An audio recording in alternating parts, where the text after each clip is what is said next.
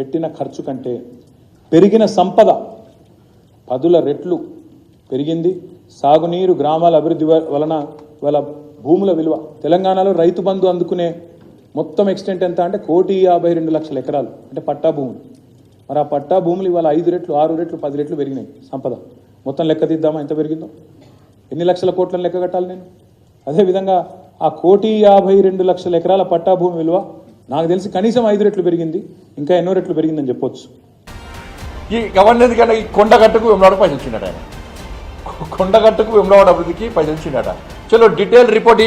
ఇలా గ్రామాలు వైకుంఠ ధామాలు, మీ ముఖాలకి వైకుంఠ ధామాల పైసలు ఎవరిచ్చో తెలియదు మీకు.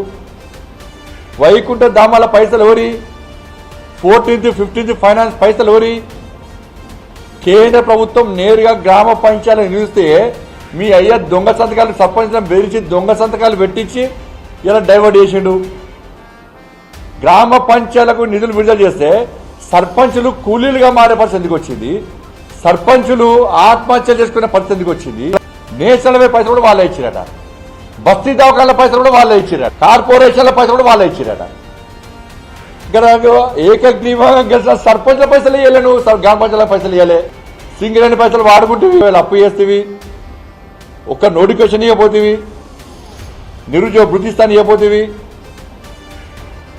వ్యాక్సిన్ పైసలు కూడా ఆయన చనిపోతుంది. అలా వ్యాక్సిన్ కూడా హాస్పిటల్ అభివృద్ధి చేసిండి, హాస్పిటల్ను